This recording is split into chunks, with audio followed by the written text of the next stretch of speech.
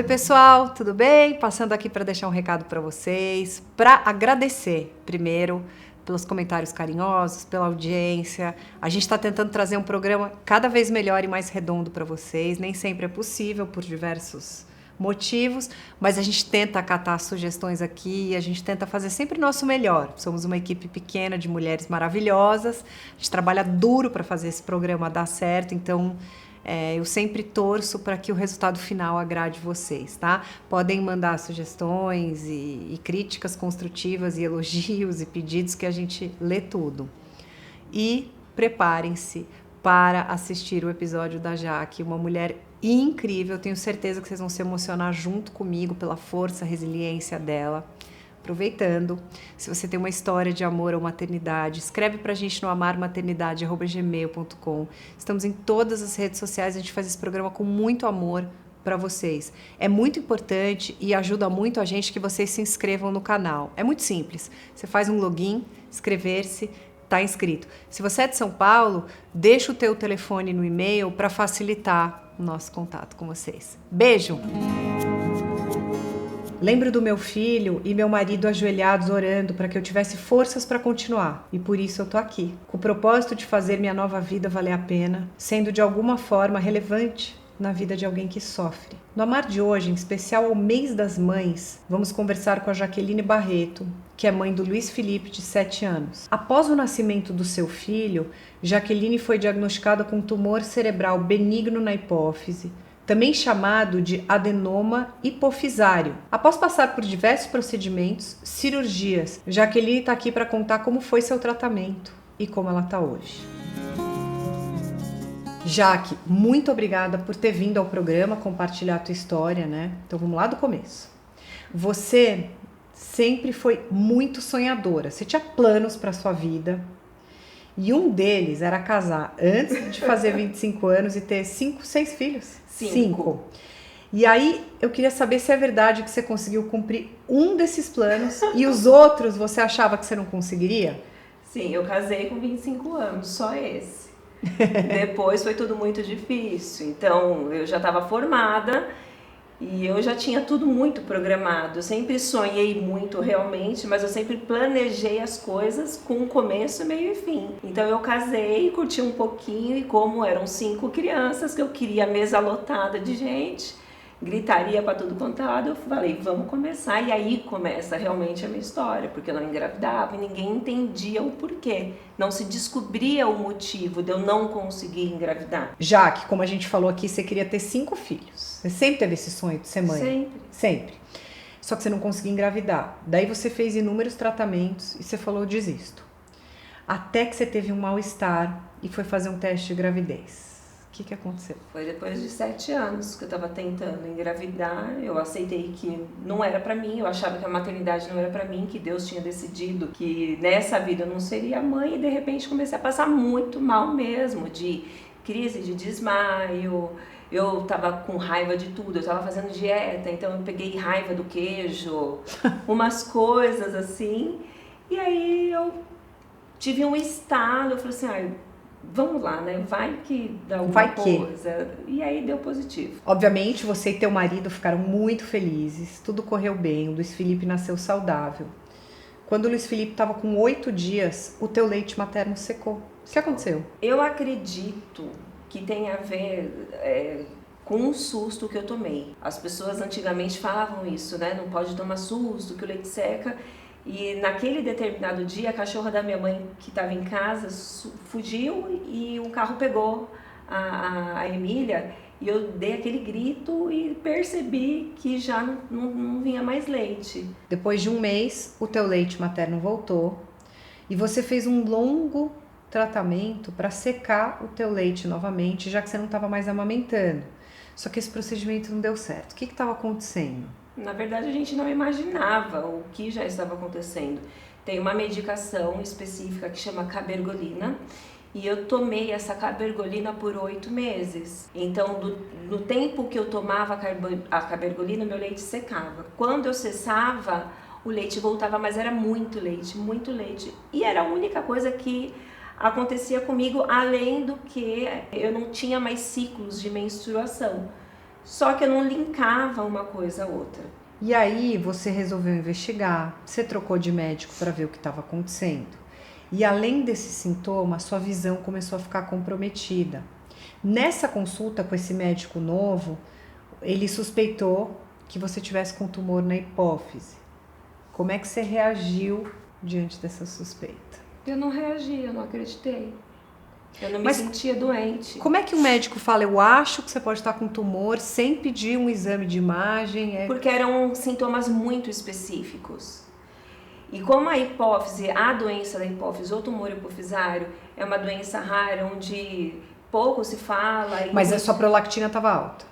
Por isso que ele suspeitou. Estava alta, estava muito estourada. Então, foi juntando os sintomas, a falta da mensuração, a visão comprometida, o excesso de leite. Bom, saindo dessa consulta, não dá para levar a vida também só sendo tão cética, né? Você tinha que cuidar da sua saúde.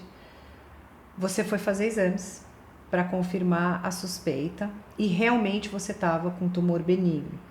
Os médicos que te acompanhavam na época falaram assim, não precisa fazer essa cirurgia para remover o tumor.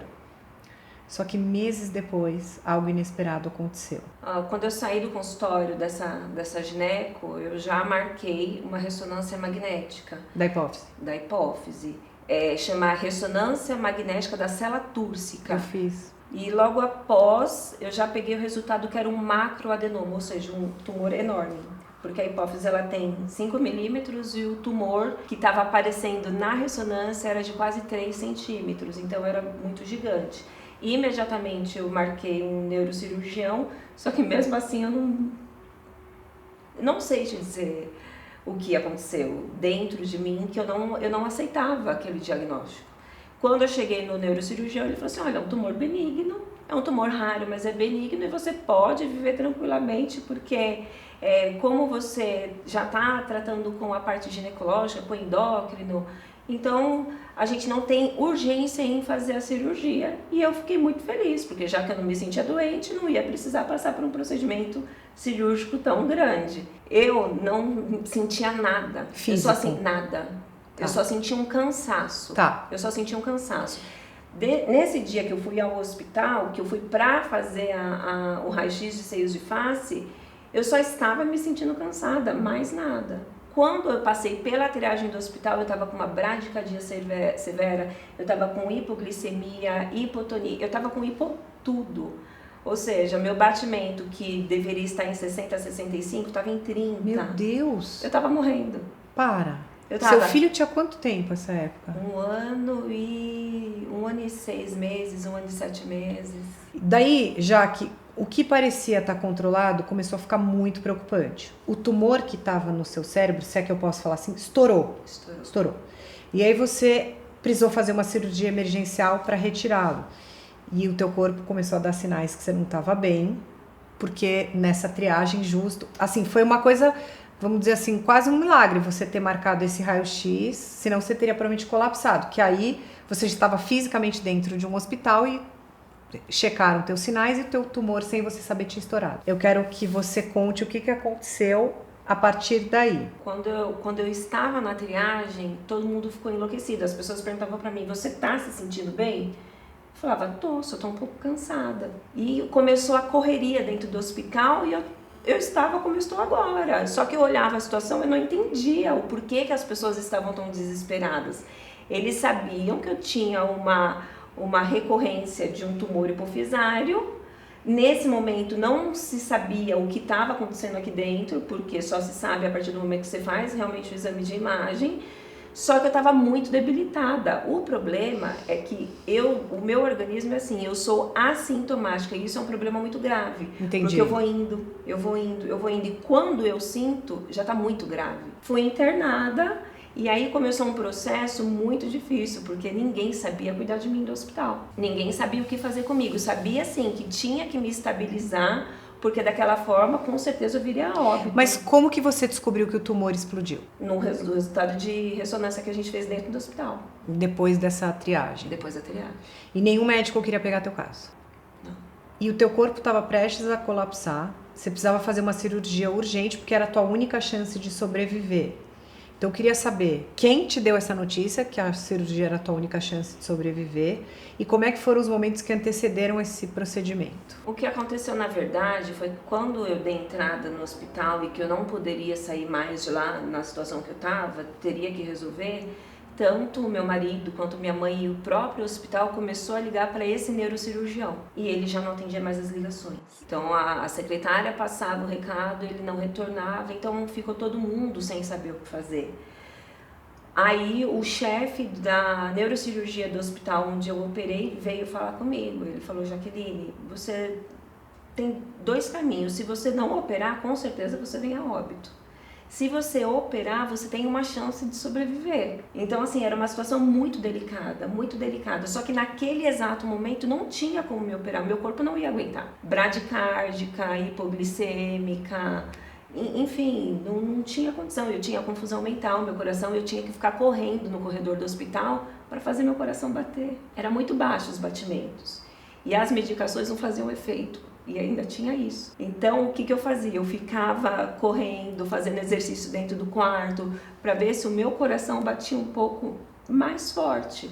Então, quando o neurocirurgião, que era o chefe do hospital, pegou o teu caso e falou: você tem 2 opções, daí como é que foi a partir daí? Você não tem opção. Na verdade, você só tem uma. Eu amo viver. Nesse momento, aí todas as equipes multidisciplinares que cuidam da questão da hipófise começaram a entrar em ação. Então eu tive uma conversa com a doutora Cassandra, que era a chefe da endocrinologia, e aí ela me pontou que realmente meu caso era muito grave, muito específico, mas que eles estavam estudando o meu caso, porque da mesma forma que eles davam uma medicação para controlar, por exemplo, a minha hipoglicemia, prejudicava outra coisa. Então estabilizava um lado e desestabilizava o outro. Então, eles começaram a fazer testes comigo para me manter viva. No caso da hipoglicemia, por conta de um hormônio específico, que é o ACTH, que controla a adrenal, só que eles me davam glicose. Eu tomava glicose na veia a cada 2 horas, porque senão eu entrava em colapso por conta da hipoglicemia. E aí mexeram na alimentação. E aí depois descobriram que não bastava eu comer doce, na verdade eu nem poderia comer doce, porque acontecia uma reação química no meu corpo que me deixava muito pior. Ou seja, fazia com que o efeito da glicose por conta do doce me deixasse bem naquele momento, mas depois era devastador. Então eu tinha que comer fibra. As medicações, essas tentativas, era para deixar o meu corpo o mais estável possível para eu suportar o procedimento cirúrgico. Bom, você fez todas essas medicações e preparos para ir para a cirurgia que salvou sua vida. Então você, graças a Deus, conseguiu sobreviver à cirurgia. Como foi, do que você lembra, do que te contaram, o procedimento? E como é que você ficou a partir daí? Bom, depois que a gente conseguiu estabilizar o corpo, eu pedi autorização para os médicos para ver meu filho, porque a cirurgia já estava marcada para a próxima quinta-feira, para a próxima semana. E eu não sabia se eu ia voltar a ver meu filho. Mas nesse meio tempo que você fez essas medicações, você não viu teu marido e teu filho nenhuma vez? Meu marido sim, meu filho não vi mais. Nessa fase eu já estava estabilizada, aguardando a cirurgia e criança não tem acesso. Tá bom. Então eu pedi autorização para os médicos para ver meu filho. Eu não sabia se ia ver meu filho de novo. E aí meu marido levou meu filho, quando ele ficou o dia inteiro comigo no hospital e eu percebi que o meu filho sentiu tudo aquilo. E na hora que ele estava indo embora, ele virou para trás e me chamou assim com a mão. Então você pôde ver o seu filho antes de descer para a cirurgia. E aí eu queria que você contasse com riqueza de detalhes o que você conseguir lembrar. Eu não enxergava, eu não ouvia, eu não sentia. O meu marido diz que ele me viu morta, realmente. Eu só lembro dos médicos em cima de mim. Até esse momento eu ouvia, mas eu já não conseguia mais responder. E de repente ficou tudo preto e eu senti como se eu fosse só um pensamento. Igual quando a gente vai dormir, que a gente fecha os olhos, eu não sentia minha respiração, eu não sentia meu corpo, eu não ouvia, eu não via absolutamente nada. A maior experiência da minha vida foi essa, e não a do tumor. A do tumor eu acho que me trouxe vida. Esse tumor, ele não me matou, ele me trouxe vida. E aí, na quinta-feira, eu fiz o procedimento cirúrgico. No momento da cirurgia, isso depois dos médicos me relatando, quando eles conseguiram chegar ao tumor, eles viram que o tumor era muito maior do que aparecia na ressonância. Os cortes da ressonância não davam dimensão, que era de 5 centímetros. Nossa. era gigantesco. Então eles tiveram que fazer 2 procedimentos cirúrgicos. Quando eu acordei da cirurgia, que obviamente levou mais tempo para fazer do que o previsto, eu já acordei enxergando melhor, mas eu ainda não tinha a dimensão do tanto de ganho visual que eu tinha conseguido por conta do procedimento cirúrgico. E aí eu fiquei mais 5 dias na UTI, isso aí eu lembro perfeitamente porque a manipulação da hipófise fez com que outras coisas também descontrolassem, por exemplo, o hormônio ADH que controla o líquido no nosso corpo. Então eu tive uma sequela momentânea que chama diabetes insípidos, que é quando a gente faz muito xixi, muito xixi, muito xixi. Então eu tive descontrole de sódio, potássio, magnésio. Então eu fiquei no hospital, na UTI, esse período de 5 dias para controlar esses hormônios e depois eu fui pro quarto. Mas foi um procedimento muito bem sucedido, porque além de ter conseguido tirar todo o tumor Naquela cirurgia, ainda me sobrou um filetezinho mínimo, um fiozinho de 2 milímetros de cabelo de hipófise, é o que eu tenho hoje. E aí você, após esses 5 dias na UTI... Eu voltei pro quarto, e aí eu fiquei mais 7 dias para poder ver se eu tinha alguma recaída, digamos assim, se acontecia alguma coisa, se tivesse algum desdobramento, eu já estava internada, então era mais fácil voltar para o centro cirúrgico. E nesse momento foi quando os médicos vieram falar de como seria o pós-cirúrgico, né? Como é que seria a minha vida depois daquilo. E a doutora Cassandra falou que não sabia cuidar de mim, que ninguém no hospital sabia cuidar de mim e me indicou outros médicos. E aí começou a segunda fase da minha vida. Que quando você entendeu que o teu tratamento seria para a vida toda, né? Mas que existe vida após tumor, como você falou aqui. E aí foi por isso, já que você resolveu compartilhar a sua jornada na internet para conscientizar outras pessoas sobre esse tema. Então eu queria saber desse teu projeto e como é que é esse tratamento que vai ser para a vida toda. É muito difícil, Mari, porque justamente a gente que é portador dessa doença, a gente não consegue médicos que cuidam da gente. É um núcleo muito pequeno, muito reduzido e que muitas pessoas infelizmente não têm acesso. Contando do dia que eu saí do hospital, eu demorei 3 anos para juntar uma equipe que cuidasse de mim. E aí eu descobri que eu não poderia ser tratada por uma ginecologista comum, eu tenho que passar com uma uma ginecoendócrino, e isso tudo foi muito sofrido. Então todo mês eu estava internada, porque existe uma sequela dessa doença que chama insuficiência adrenal. Mas esse neurocirurgião não, quando você, por exemplo, passou a cirurgia, chegou na sala dele consulta, ele não te falou nada, sua vida a partir de hoje vai ser assim, porque da parte da neurocirurgia não se tem muito mais o que fazer. Não, eu entendi, mas não tem uns cuidados, não tem um remédio, uma químio, ninguém te falou nada. Eu não precisei fazer químio. Algumas pessoas precisam, dependendo do tamanho da lesão, do quanto é acometida ou quanto foi retirado do tumor. Graças a Deus conseguiu tirar todo o meu tumor. Então era cuidar da questão da cicatriz, porque a minha cirurgia foi pela boca, então rasgou a boca até chegar no cérebro. Então perfura aqui, entra pelo nariz até chegar na célula túrcica. Algumas pessoas fazem a craniotomia. Então depende muito de como esse tumor cresce no cérebro. Como o meu cresceu para baixo, então o acesso mais fácil é pelas vias superiores. Agora tem gente que ele expande mais para cima, então tem que fazer a craniotomia. No meu caso, então eu tinha que fazer lavagem com Sorine, eu fiquei com um tampão para poder cicatrizar aqui por dentro por 3 dias. Então eu tirei o tampão, depois falava, e vida que segue, foi isso que eu ouvi, vida que segue. Todos os médicos falavam, sua cirurgia foi perfeita, vida que segue. Então você foi, por exemplo, um médico te indicava outro, aí enquanto você não caiu nos médicos feras que entenderam e abraçaram a sua causa, vamos dizer assim, o seu caso, você durante anos ficou se sentindo mal.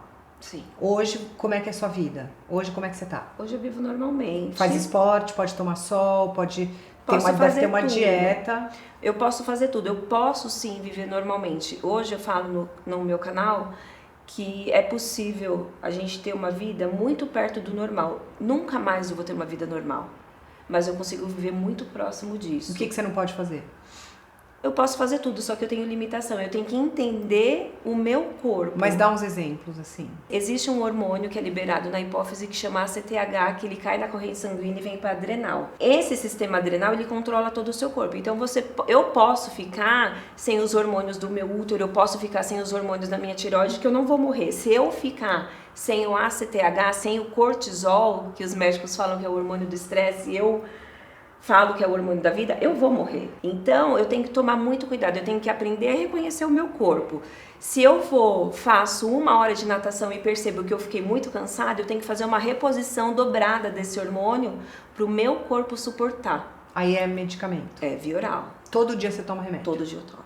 Todo dia eu tomo muito. Então, por exemplo, se você quiser ir à praia, tomar um chopp, você pode? Eu posso. Só que eu tenho que tomar muito cuidado, porque tudo em mim multiplica. Uma gripe é vezes 1000, uma dor de cabeça é vezes 1000. Eu descobri depois que eu não posso tomar Dorflex. Eu tomei um Dorflex e fui parar no hospital, porque a reação do meu corpo é completamente diferente. Ele pode ter recidiva? A recidiva é muito alta. Graças a Deus até hoje não tive. Graças a Deus, não vai ter. Não vou ter. Então, você contou que você criou um conteúdo para compartilhar a tua experiência com as pessoas, né? Um canal. Então, você conta a tua jornada, como é que é? O canal nasceu num pedido de socorro, porque eu comecei a estudar a minha doença e não via nada. Então eu fui pro YouTube para pedir socorro mesmo. Gente, tô aqui com um problema, se alguém que estiver vendo o vídeo, estiver passando por isso, me ajuda. Então eu comecei a questionar muitos médicos, comecei a pesquisar, comecei a ver artigos, ler artigos nacionais, americanos, para falar sobre o meu problema, e a partir disso eu comecei com esse projeto do canal Jaque Barreto que chama Informação Salva Vidas. E foi crescendo. Eu fiz alguns vídeos e deixei esquecido. Depois de, sei lá, não sei dizer quanto tempo, eu fui olhar e tinha vídeo meu estourado. Como é que você conseguiu chegar nesses super médicos aí que você falou que te ajudaram? O Dr. Evandro foi esse médico de indicação da doutora Cassandra, que me indicou a doutora Roberta Rassi, que é a gineco-endócrino, que me indicou, em consequência de um monte de coisa, a doutora Juliana Esteves, que é a endocrinologista, que é meu braço direito, a gente se fala quase todo dia. Então hoje você posta conteúdo nesse canal? Posso. Foi crescendo o canal, eu fui colocando, as pessoas foram perguntando, queriam saber se eu estava viva, como é que eu não estava, o que tinha acontecido, não sei o que. E eu comecei a gravar, gente, estou viva, estou aqui.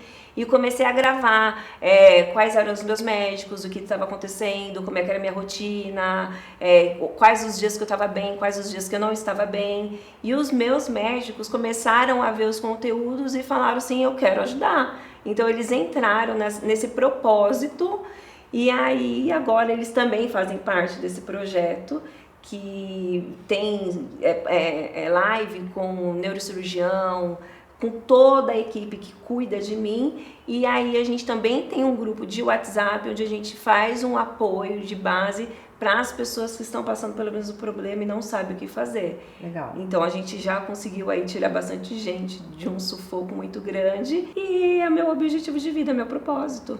Eu tô Legal. Viva. Muito bem. Eu não quero quem sou eu para querer ou não alguma coisa, mas se eu puder, através da minha história, ajudar as pessoas a não sofrer o tanto que eu sofri e às vezes sofro, a minha estadia aqui nessa terra eu já estou satisfeita. Que bom, Jaque. O que você diria pra Jaque, de 25 anos de idade, que tinha acabado de casar e estava empenhada em realizar os planos? Se entrega a Deus, só Ele. Mais nada. Mais nada. E continua sonhando. Se a gente não sonha, a gente morre. Não preciso ter uma doença de hipófise para confiar em Deus e para sonhar. Não importa o que esteja acontecendo. Eu escolhi viver. Boa. E ninguém vai me tirar disso. Só Deus, quando Ele quiser. E para finalizar, graças a Deus você está aqui para contar a sua história, pode curtir muito teu filho, ver ele crescer. Qual foi a maior lição que a maternidade te trouxe, Jaque? Eu tô viva por ele, Mari. Todas as vezes eu tenho dias ruins. E quando eu tô prostrada, eu olho pro meu filho e eu falo que é por ele. Eu tinha pedido para Deus me deixar ficar só para ver ele crescer. Ele já lembra de mim. Se eu morrer, ele vai lembrar de mim. Mas eu quero continuar porque eu quero que ele veja que ele tem uma mãe que é forte. Muito bem, Jaque. Muito obrigada por ter dividido a tua história de tanta luta, né? Tão resiliente. Obrigada por ter vindo ao programa. Boa sorte na tua jornada. que você possa ter sempre muitas alegrias com o teu filho, com a tua família. Obrigada mesmo. Mari, eu que agradeço. Para mim é muito importante estar aqui, muito importante mesmo. Eu acredito, hoje eu posso falar que eu acredito em algo que foge do nosso controle, mas de uma forma positiva. Então eu sempre quis que a minha voz fosse reconhecida, não por mim, porque eu não preciso, eu já estou bem, mas por muitas pessoas que sofrem de verdade, sofrem mesmo, sofrem pela doença, sofrem pelos traumas que a gente acaba adquirindo dentro desse set hospitalar. Então, poder falar, calma, vai dar certo, existe vida pós-tumor, é algo que surte efeito nas pessoas e faz com que elas realmente, da mesma forma que eu luto, elas podem lutar. Que se milagres, eu acredito verdadeiramente em milagres, que se eu tô aqui por um milagre, isso não é só para mim, isso é para todo mundo que acredita, que tem fé, que tem projeções de vida. E eu sou muito pequena, Mari, e eu poder estar aqui para falar isso para milhões de pessoas, eu tenho certeza que vai salvar vidas. E isso muda a minha vida, o meu propósito de vida. Então eu espero de verdade que Deus te abençoe, abençoe Amém. Sua equipe de forma poderosa, Amém. Absoluta, e que sirva para alguém de alguma forma. E é só ter fé. Não tem problema. Obrigada, Jaque. Eu que agradeço.